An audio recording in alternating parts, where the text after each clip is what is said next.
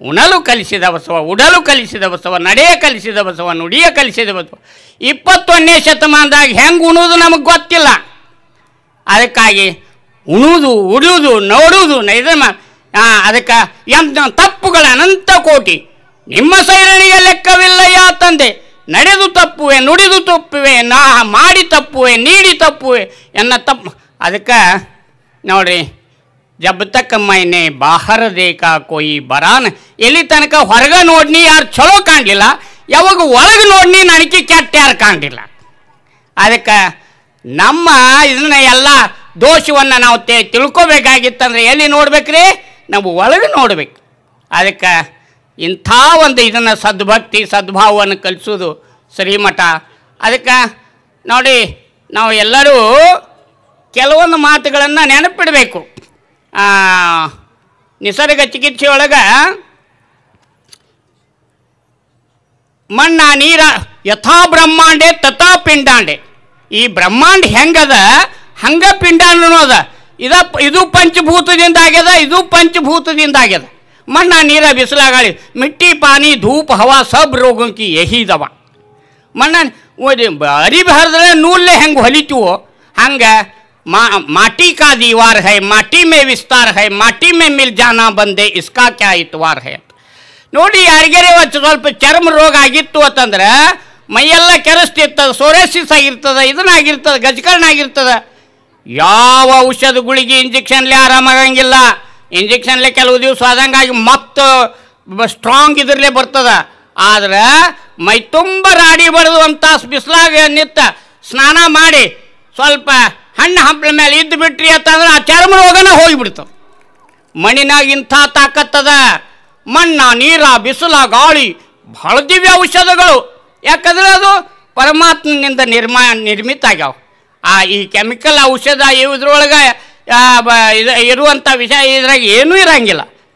ಅವೆಲ್ಲ ನೋಡ್ರಿ, ಭೂಮಿ ಸ್ವತಃ ಶುದ್ಧ ಇರ್ತದೆ, ಯಾವ ಬಂದು ಹೊಲಸನ್ನೆಲ್ಲ ಶುದ್ಧ ಮಾಡ್ತದೆ. ಅದಕ್ಕೆ ಇಂಥ ಒಂದು ಅದ್ಭುತ ಇದನ್ನು ಮಣ್ಣ ನೀರ ಬಿಸಿಲ ಗಾಳಿ ಆಕಾಶ ಇದರೊಳಗೆ ಇದಕ್ಕಿಂತ ಹೆಚ್ಚಾಗಿ ಏನಪ್ಪ ಅಂತಂದ್ರೆ ಆಧ್ಯಾತ್ಮ ನೋಡ್ರಿ, ಗುರು ಇದನ್ನು ದೀಕ್ಷೆ ಅಂದ್ರೆ ಏನು? ತಿಳುವಳಿಕೆ. ಏನು ತಿಳುವಳಿಕೆ? ನೋಡ್ರಿ, ನಾವು ಮುಖ ನಮ್ಮ ಮುಖ ನಮಗೆ ಕಾಣಂಗಿಲ್ಲ. ಆದರೆ ಮುಖ ನೋಡ್ಲಕ್ಕೆ ಕಂಡಿ ಹೆಂಗೆ ನೋಡ್ತೀವೋ ಆ ನಿರಾಕಾರ ಚೈತನ್ಯ ನಮಗೆ ಕಾಣಂಗಿಲ್ಲ. ಆ ನಿರಾಕಾರ ಚೈತನ್ಯ ನೋಡ್ಲಕ್ಕೆ ಗುರುಗಳು ಲಿಂಗ ಅದು ಕೊಟ್ಟಿರ್ತಾರೆ. ಅದಕ್ಕೆ ದೀಕ್ಷೆ ಅಂದ್ರೆ ತಿಳುವಳಿಕೆ, ಮತ್ತೇನೂ ಅಲ್ಲದು. ಅದಕ್ಕೆ ತಾವು ಎಲ್ಲರೂ ಸಹಿತ ನೋಡಿ, ಮಾನವ ಜನ್ಮ ಸಾರ್ಥಕ ಮಾಡ್ಕೋಬೇಕಾಗಿತ್ತು ಅಂತಂದ್ರೆ ಸತ್ಯ ಶುದ್ಧ ಕಾಯಕ, ನಿತ್ಯ ಲಿಂಗಾರ್ಚನೆ, ಭಕ್ತಿ ದಾಸೋಹ, ಈ ಭಕ್ತಿ ಪರಂಪರೆಯಲ್ಲಿ ನಾವು ನಡೆದೀವಿ ಅಂತಂದ್ರೆ ಬಹಳ ದೊಡ್ಡ ಕ್ರಾಂತಿನ ಆಗ್ತದ. ಗಾಂಧೀಜಿಯವರು ಹೇಳ್ತಾರೆ, human body is a living temple of god. ದೇಹವೇ ದೇಗುಲವಾಗಿರಲು ಮತ್ತೆ ಬೇರೆ ದೇಗುಲ ಬೇಕಯ್ಯ, ಪ್ರಾಣವೇ ಲಿಂಗವಾಗಿರಲು ಮತ್ತೆ ಬೇರೆ ಲಿಂಗ ಬೇಕಯ್ಯ. ಹೇಳಲಿಲ್ಲ ಕೇಳಲಿಲ್ಲ ಗುಹೇಶ್ವರ ನೀನು ಕಲ್ಲಾದರೆ ನಾನೇನಪ್ಪೆನಯ್ಯ ಅಂತಾರೆ. ಅದಕ್ಕೆ human body is a living temple of God and a living miraculous machine. ಇಂಥ ಇಂದ್ರಜಾಲ ನಮಗೆ ಹೊರಗೆ ಎಲ್ಲಿಯೂ ಸಿಗಂಗಿಲ್ಲ. ಆದ್ರೆ ಇಂಥ ಒಂದು ಅದ್ಭುತ ಯಂತ್ರ ಮಿರಾಕ್ಲಸ್ ಮಷಿನ್ ಅಂತಾರೆ ಅವರು. ನೋಡಿ, ನೀವು ನಾವೆಲ್ಲ ಉಂಡು ಮಲಗಿರ್ತೀವಿ, ಒಳಗೆ ದೊಡ್ಡ ಯುದ್ಧನ ನಡೆದು ಬಿಟ್ಟಿರ್ತದೆ. ಶುಗರ್ ಫ್ಯಾಕ್ಟ್ರಿ ನೋಡ್ರಿ ನೀವು, ಅಂಥ ಫ್ಯಾಕ್ಟ್ರಿಗಳು ಭಾಳ ಅದಾವ ಇಲ್ಲಿ. Respiratory system, blood circulatory system, ರಕ್ತ ಪರಿಚಲನಾ ಮಂಡಲ, ಶ್ವಸನ ಮಂಡಲ, ರಕ್ತ ಇದನ್ನ ಎಕ್ಸ್ಕ್ರೀಸಿ ನೋಡಿ, ಭಾಳಷ್ಟು ಇದನ್ನ ಫ್ಯಾಕ್ಟ್ರಿಗಳು ಅದಾವ ಇಲ್ಲಿ. ನಮಗೆ ಇದನ್ನಿಲ್ಲ. ಅದಕ್ಕಾಗಿ ಈ ದಿವ್ಯ ಇದ್ರ ವಿರಾಟ್ ರೂಪ ದರ್ಶನ ಮಾಡಿಸೋರು ಯಾರಪ್ಪ ಅಂತಂದ್ರೆ ಗುರುಗಳು ಮಾಡಿಸ್ತಾರೆ. ಅದಕ್ಕೆ ಮನುಷ್ಯನ ಭಕ್ತಿ ಏನು ಮಾಡ್ತದ? ದೇಹ ಭಾವ, ಜೀವ ಭಾವ, ಇಂದ್ರಿಯ ಭಾವ ಎಲ್ಲ ಮೀರಿ ಅವ್ರಿಗಟ್ಲೆ ನೋಡ್ರಿ. ನಾವು ಏನು ಕಲಿಬೇಕು? ಫೋಟೋಕ್ಕೆ ಇದಕ್ಕೆ ಈ ಭೌತಿಕ ಇದಕ್ಕೆ ಬಡ್ಕು ನಾಮ ರೂಪ ಕ್ರಿಯೆ ಇವತ್ತರಲ್ಲೆಲ್ಲ ನಮ್ಮ ಮನುಷ್ಯನಿಗೆ ನಾಮ ರೂಪ ಕ್ರಿಯೆ ಇವೆಲ್ಲ ಬಿಡಬೇಕಾಗಿತ್ತು ಅಂತಂದ್ರೆ, ಫೋಟೋ ಗೀಟೋ ಬಿಡಬೇಕಾಗಿತ್ತಂದ್ರೆ ಆ ಭಕ್ತಿ ಇಲ್ದ ಬರಂಗಿಲ್ಲ. ಅದಕ್ಕೆ ಭಕ್ತಿಯನ್ನು ನೋಡಿ, ಇಂಥವೆಲ್ಲ ಪೂಜ್ಯರು ಈಗಿನ ದಿವಸದಾಗ ತ್ಯಾಗಿಗಳು ಸಿಗೋದು ಭಾಳ ಕಷ್ಟ. ಆದರೆ ಎಷ್ಟೊಂದು ಪೂಜ್ಯರು ಅದು ಆ ಸದ್ಭಕ್ತಿಯ ಪ್ರಭಾವ. ನಾನು ಭಾಳ ಸಲ ಜಂತೇಶ್ವರ ಮಠಕ್ಕೆ ಇದಕ್ಕೆ ಬಂದೀನಿ, ನಾನು ನೋಡೀನಿ. ಇಲ್ಲಿ ಯಾವಾಗಲೂ ನೋಡ್ರಿ ಜಂತೇಶ್ವರ ಅಜ್ಜವರು ಸಹಿತ ಇಲ್ಲಿ ಎಷ್ಟು ಅದ್ಭುತ ಇದೆ ಅವ್ರದ್ದು ದೀಡ್ ನಮಸ್ಕಾರ. ಇದನ್ನು ಆ ಪರಂಪರೆ ನಡ್ಕೊಂಡು ಬಂದದ. ಅದಕ್ಕೆ ಆ ಪರಂಪರೆಗೆ ನಾವೆಲ್ಲ ಬಂದಿರ್ತೀವಲ್ಲ, ಆ ಸದ್ಭಾವ ಸದ್ಭಕ್ತಿ ತುಂಬಿಕೊಂಡು ಹೋಗಿ ನಮ್ಮ ಜೀವನ ಪಾವನ ಮಾಡಬೇಕು. ಒಬ್ಬ ಅರಿವಿನ ಮಾರಿ ತಂದೆ ಹೇಳ್ತಾರೆ, ಕಾಯವಿದ್ದು ಕಾಬುದು ವಿಜ್ಞಾನ. ನೋಡಿರಿ, ಬ್ಲ್ಯಾಕ್ ಅಬ್ಸಾರ್ಬ್ಸ್ ವೈಟ್ ರಿಫ್ಲೆಕ್ಟ್ಸ್ ಅಂತ. ಅದಕ್ಕೆ ಕಾಯವಿದ್ದು ಕಾಬುದು ವಿಜ್ಞಾನ, ಜೀವವಿದ್ದು ಕಾಬುದು ಸುಜ್ಞಾನ. ಜೀವವಿದ್ದು ಕಾಬುದು ಸುಜ್ಞಾನ. ಇವೆರಡು ಅಳಿದು ತೋರಿಕೆಯಲ್ಲಿ ಕಾಬುದು ಪರಂಜ್ಯೋತಿ ಜ್ಞಾನ. ಇದಕ್ಕೆ ಅನುಭವ ಜ್ಞಾನ ಅಂತಾರೆ. ಅನುಭವ, ಅಧ್ಯಾತ್ಮ ಅಂದರೆ ಅನುಭವ. ಶರಣರ ದೃಷ್ಟಿಯಲ್ಲಿ ಆ ಅನುಭವ ನೋಡಿ. ನಿಜಗುಣ ಶಿವಗಳು ಹೇಳ್ತಾರೆ, ಅನುಭವವೆಂಬುದು ಆತ್ಮವಿದ್ಯೆ, ಕಾಕಪೋಕ ಲೌಕಿಕ ವಿದ್ಯೆ ಅಲ್ಲ. ಅನುಭವವೆಂಬುದು ಅಂತರಂಗದ ರತ್ನ. ಅನುಭವವೆಂಬುದು ನಿಜ ನಿವಾಸದಲ್ಲಿ ಇರಿಸೋದು. ಯಾರೋ ಕೇಳ್ತಾರೆ ಕಬೀರದಾಸರನ್ನ, ಬಾಬಾ ಆಪ್ಕಾ ಪತಾ ಕೌನ್ ಸಾ ಹೈ ಅಂತ.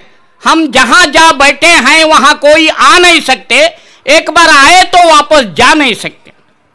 ಮಾತು ಮನಂಗಳಿಂದ ಅತ್ತತ್ತ ಮೀರಿದ ಸಾತಿಶಯದ ನಿರುಪಾಧಿಕ ನಿರ್ಮಾಣ. ಅದಕ್ಕೆ ಇಂಥ ಒಂದು ಈಗ 300 ಕಿಲೋಮೀಟ್ರ್ ಮ್ಯಾಲೆ ಹೋದಿವಿ ಅಂದ್ರೆ ಎಪಲ್ಟನ್ ಲೇಯರ್ ಅಂತ ಐತಿ. ಅಲ್ಲಿ ವಸ್ತುಗಳು ಕೆಳಗೂ ಬರೋಂಗಿಲ್ಲ, ಮ್ಯಾಲೂ ಹೋಗಂಗಿಲ್ಲ. ಅದಕ್ಕೆ ಉಪಗ್ರಹ ಉಡ್ಡಾಣ ಮಾಡ್ತಾರೆ.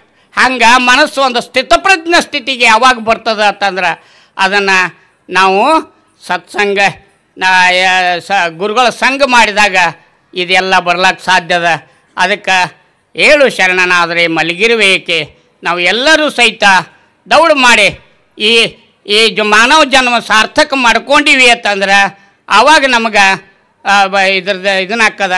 ಅದಕ್ಕೆ ತಾವೆಲ್ಲರೂ ನೋಡಿರಿ, ಒಬ್ಬ ತಾಯಿ ಬರಿತಾಳೆ, ಗೌಡನ ಮಗಳಂತ ತೌಡ ಚೆಲ್ಲಲಿ ಬ್ಯಾಡ, ತೌಡಿನ್ಯಾಗ ಐತೆ ರಸರಾಯ.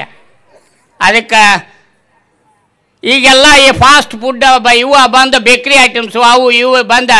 ಕ್ಯಾ ಖಾಯೆ, ಕ್ಯೂ ಖಾಯೆ, ಕಬ್ ಖಾಯೆ, ಕೈಸೆ ಖಾಯೆ, ಕಿತ್ನಾ ಖಾಯೆ, ಫುಡ್ ರೆಮಿಡೀಸ್ ಅದು ನಮಗೆ ಗೊತ್ತಿಲ್ಲ. ಊಟ ಬಲ್ಲವನಿಗೆ ರೋಗವಿಲ್ಲ, ಮಾತು ಬಲ್ಲವನಿಗೆ ಜಗಳವಿಲ್ಲ ಅಂತ. ಅದಕ್ಕೆ ನಾಲಿಗೆ ಒಳ್ಳೆಯದಾದರೆ ನಾಡೆಲ್ಲ ಒಳ್ಳೆಯದು. ಕಮ್ ಖಾವು ತೋ ಡಾಕ್ಟರ್ನೇ, ಗಮ್ ಖಾವು ತೋ ವಕೀಲ್ನೇ ಅಂತ.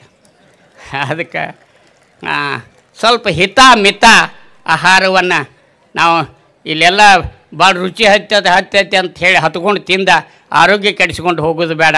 ದಯವಿಟ್ಟು ಅದನ್ನು ಪ್ರಸಾದ ಸದ್ಭಾವದಿಂದ ಸದ್ಭಕ್ತಿಯಿಂದ ತಾವು ಅದನ್ನು ಇದನ್ನು ಮಾಡಿರಿ. ಎಲ್ಲೂ ಸಹಿತ ನೋಡಿರಿ, ಅದು ನಮ್ಮದೊಂದು ಪವಿತ್ರ ಕರ್ತವ್ಯ, ಅದು ಸಾಧನೆ, ಅದೊಂದು ಅದನ್ನು ನಾವು ನೆನಪಿಟ್ಟ ಚೋಪಡಿ ಒಳಗೆ ಬರಿಬಾರ್ದು, ಖೋಪಡಿ ಒಳಗೆ ಬರಿಬೇಕು.